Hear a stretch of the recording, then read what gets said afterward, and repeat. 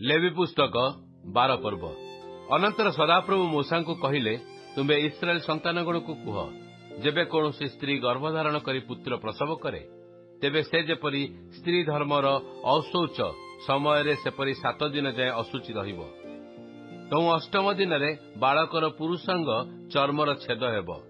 ପୁଣି ସେ ସ୍ତ୍ରୀ 23 ଦିନ ପର୍ଯ୍ୟନ୍ତ ଆପଣା ଶୌଚ ନିମନ୍ତେ ରକ୍ତସ୍ରାବ ଅବସ୍ଥାରେ ରହିବ।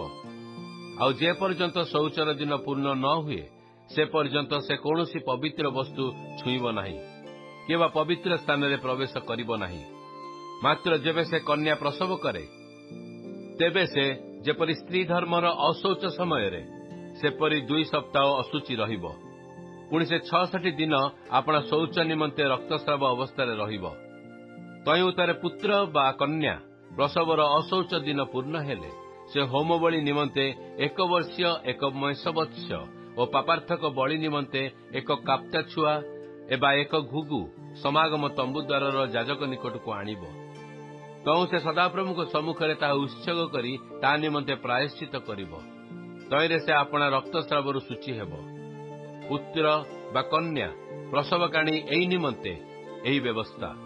ମାତ୍ର ଯେବେ ସେ ମେଷବତ୍ସ ଆଣିବାକୁ ଅସମର୍ଥ ହୁଏ, ତେବେ ସେ 2 ଘୁଘୁ ଅବା 2 କାପ୍ତା ଛୁଆ ନେଇ ତହିଁରୁ ଗୋଟିକି ହୋମାର୍ଥେ ଓ ଅନ୍ୟଟିକି ପାପାର୍ଥେ ଉତ୍ସର୍ଗ କରିବ। ପୁଣି ଯାଜକ ତା ନିମନ୍ତେ ପ୍ରାୟଶ୍ଚିତ କରିବ, ତହିଁରେ ସେ ଶୁଚି ହେବ।